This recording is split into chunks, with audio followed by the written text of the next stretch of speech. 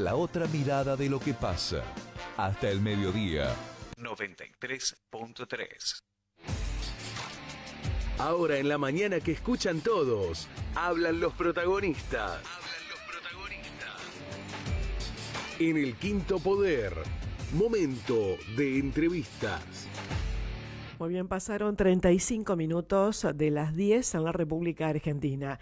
Yo lo anticipaba hoy en el comienzo del programa que íbamos a estar charlando con el director de la consultora Centrix. Él es Claudio Montiel, es una consultora muy joven que fue creada en enero del 2025 y tiene su epicentro en Cava. Bueno, para hablar un poquito sobre y contarles a nuestros oyentes y a quienes también nos siguen a través del streaming, ¿qué impacto ha tenido el nombramiento, es decir, la salida de Manuel Adorni de la jefatura de gabinete y la incorporación de Diego Santilli? ¿Cómo lo está viendo la sociedad de acuerdo a este monitoreo que se ha hecho muy reciente? Bueno, Claudio, saludarte en principio y bueno, pedirte un poco tu mirada, ¿no?, sobre cómo está viendo la sociedad esto que pasó, si de alguna manera viene a empoderar al gobierno nacional o de alguna manera una suerte de relanzamiento, o simplemente la gente lo está viendo como, bueno, alguien que viene a ocupar un lugar pero que no es tan diferente a Adorni. ¿Cómo te va? Buen día. ¿Qué tal? ¿Cómo estás? ¿Todo bien? Bien, bien. Sí, mirá, en principio lo que se puede ver es que Diego Santilli viene con una imagen positiva similar a la que tiene el presidente de la Nación, en torno a los 36, 37 puntos de imagen positiva, y una imagen negativa más o menos igual que la del presidente, por encima del 50%, que es lo que tienen, te diría, todo el arco político argentino tiene más del 50% de imagen negativa. Ajá. Lo que, digamos, permite es un poco una oxigenación, porque vos ten en cuenta que Manuel Adorni, la última medición que nosotros teníamos, estaba en 14% de imagen positiva y 76% de imagen negativa. Claro. Entonces, bueno, la verdad que permite un espacio de oxigenar un poco la gestión, y me parece que desde lo político, desde la mirada más política del análisis, es importante traer una persona con fuerte capacidad de diálogo, ¿sí? La verdad que es importante porque, bueno, le da algo al gobierno que no tenía, que es tener a alguien que pueda dialogar por fuera de la agresión, del insulto, digamos. Y poder consensuar un poco más, ¿no? Claro, sí, dar una conferencia de prensa que no sea maltratar gente o ese código de comunicación que tiene la gestión, que la gente lo acepta, digo, no estoy diciendo nada que no sepamos, la gente acepta este código de comunicación, estas formas de gobierno, y bueno, obviamente que la gran mayoría de la gente acepta esta forma de gobierno. Sí es importante darse cuenta, y creo que el gobierno lo está entendiendo, que bueno, quizás si no mejorás la comunicación y los acuerdos políticos, bueno, podés tener un grave problema de cara al año que viene, donde ya se va a poner en juego la continuidad del modelo económico, ¿no? Tal cual. Bueno, también vale decir en esto que estamos en un tiempo demasiado complejo en cuanto a las informaciones que se entrecruzan, ¿no? Porque estamos entre lo que es oficial, lo que comunican los medios, pero también hay mucho ruido en el medio, ¿no? Y hay muchas fake news también, y esto genera confusión en la sociedad. Sí, a ver, estamos en la era donde cada uno cree, y esto nos pasa mucho a los que hacemos encuestas, te das cuenta que cada uno tiene su propia realidad, cree lo que quiere creer, y nadie lo va a sacar de esa lógica. La verdad que es una época donde es difícil que cada uno salga de su metro cuadrado y crea otra cosa, digamos, esté dispuesto a escuchar otra cosa. Por eso es tan importante la forma en la que la sociedad acepta el código de gobierno y el código de comunicación de este gobierno, donde, bueno, cada uno se hablan a sus propias audiencias. Claro. Lo que es importante también ver es que, digamos, el presidente de la Nación tiene esta desventaja de haber tenido y defendido por más de 100 días a un jefe de gabinete con claros problemas, pero bueno, tiene una ventaja muy importante, es que del otro lado no hay nada, o sea, del otro lado es un desierto. Claro. El gobierno está jugando de alguna manera en la cancha solo. Fíjate que incluso nosotros tenemos medido que perdió casi 14 puntos de aprobación de gestión, de imagen positiva, y sin embargo nadie capitalizó eso. Yo no lo tengo medido que alguien de la oposición creció esos 14 puntos que cayó el presidente de la nación. Nadie lo capitalizó, nadie levantó esa digamos, esa bandera. Sí. Porque también es difícil pensar qué político hoy te va a hablar de la corrupción sin ponerse colorado. Claro, sí. Hay un desprestigio generalizado de la política, ¿no? De los políticos. Sí, de los políticos. Sí, lo que nosotros vemos es eso, es que la gente, cuando vos le preguntás cuál es la principal preocupación, mira, nosotros preguntamos este mes en junio hicimos 2 grandes mediciones cualitativas.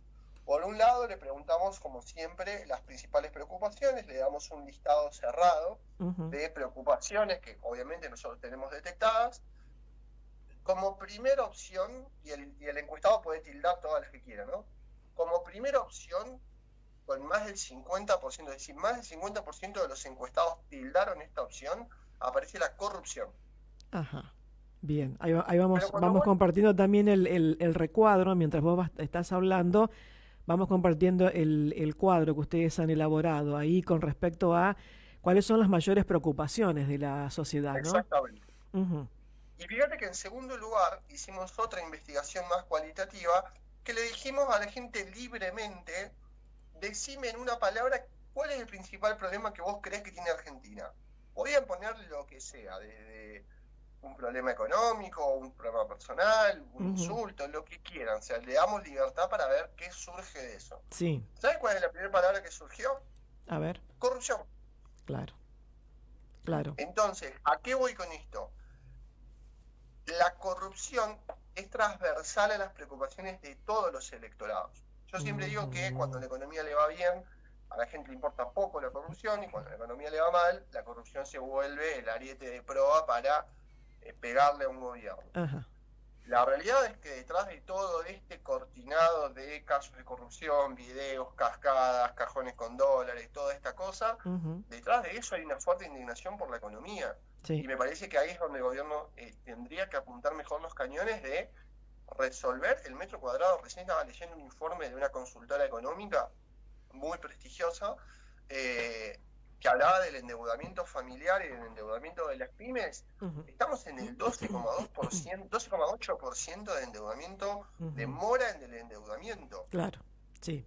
Es un problema grave, o sea, es un problema grave porque si la micro de la gente se empieza a trasladar al sistema financiero, podés entrar en una crisis financiera. No es poca cosa de lo que estamos hablando.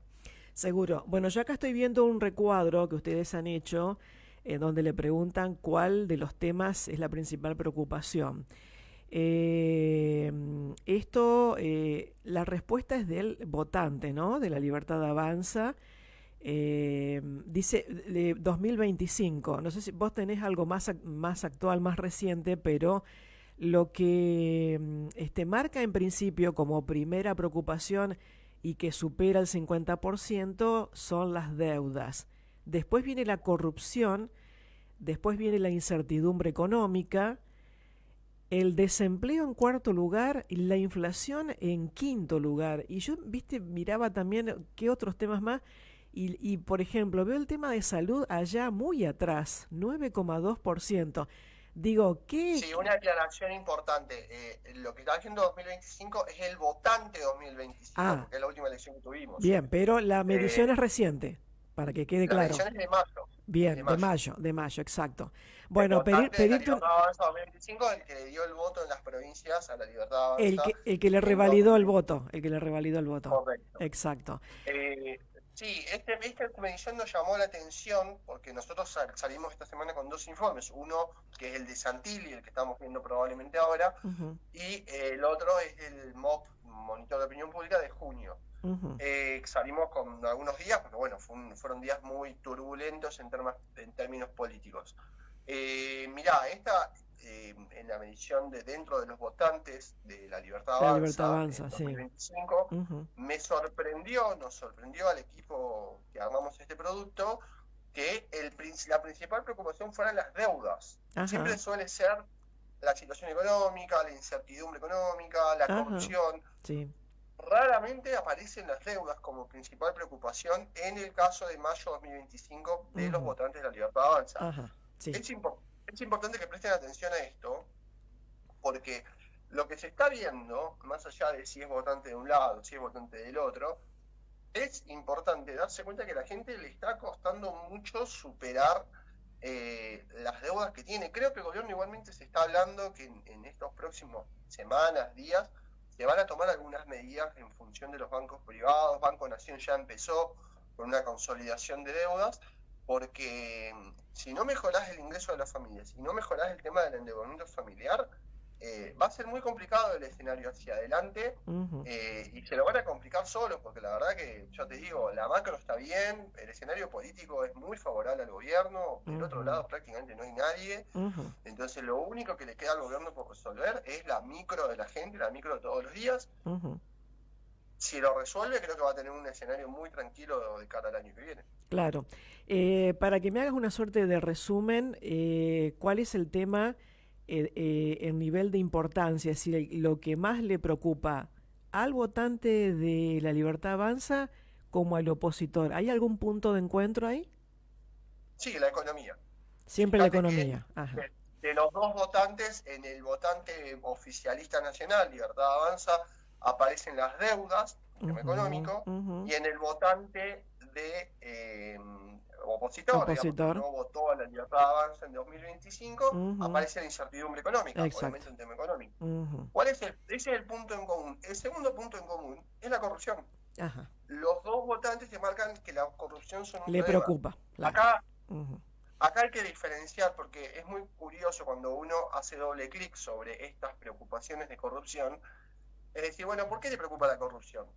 No, bueno, porque y acá está el tema, ¿no? El votante de La Libertad Avanza te dice, porque el cajón con dólares de Insaurralde. Y el votante de kirchnerista, peronista, te dice, pero la cascada de Adorni. Entonces lo que termina pasando es que me preocupa la corrupción del otro, no la del que piensa como yo. Me preocupa la corrupción del que no piensa como yo. Exacto. Sí, es muy llamativo eso. Incluso uno lo puede detectar también, bueno, cuando los medios televisivos salen a la calle a preguntarle a la gente, ¿no? Como que es más grave si lo hace aquella ideología que no me está representando, ¿no? Totalmente. Y acá hay algo importante que es, si la economía mejora, la gente te perdona la corrupción. Esto es importante marcarlo. Digo, el famoso roban pero hacen no es una frase argentina, es una frase que nace en una campaña electoral en el año 92 en San Pablo. El famoso roban pero hacen, es decir, bueno, podemos ser un poquito corruptos, pero le damos infraestructura, le damos una buena vida a la gente. Ajá.